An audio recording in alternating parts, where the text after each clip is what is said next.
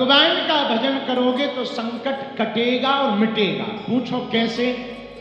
बस 5 मिनट की बात है, तुम्हें समझ आ जाएगी। एक सीधी सी बात, भगवान के पास जाकर मत कहो कि समस्या विकट है, समस्याओं के पास जाकर कहो मेरा बाबा मेरे निकट है। और जो सुमिरे हनुमत, जब समय मिले तब भगवान का भजन करो, और यदि भगवान का भजन करोगे तो हनुमत से सर्व सुख करई। लेकिन उसके आगे की जो चौपाई है वो भी सुनो। पूछो कौन सी? संकट काटे का कोई ठिकाना नहीं है। कुछ लोग कहते भजन बुढ़ापे में करेंगे। भैया बुढ़ापा ही न आए, उसके पहले ही टपक गए तो फिर क्या करोगे? तो फिर क्या करोगे? हलवा।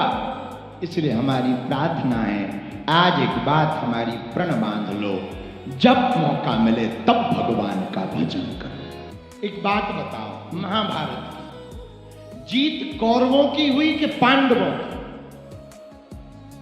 किसकी हुई? क्यों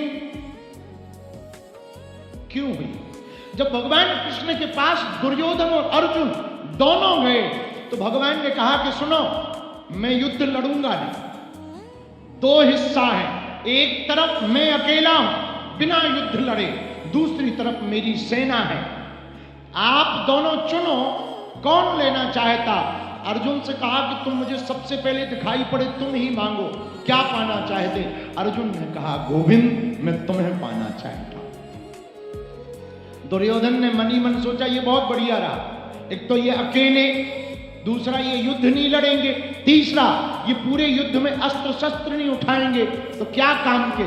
लेकिन मेरे पागलो, डबरा के पागलो, एक बात तुम याद रखना, जीत उसकी नहीं होती जिसके पास भीड़ होती है, जीत उसकी होती है जिसके पास भगवान होता है। और भीड़ वाले कौरव हार गए पर भगवान वाले पांडव जीत गए। तो यदि भगवान तुम्हारे साथ रहेगा, पूरी दुनिया तुम्हारे खिलाफ रहे पर जीत तुम्हारी ही होकर के रहेगी।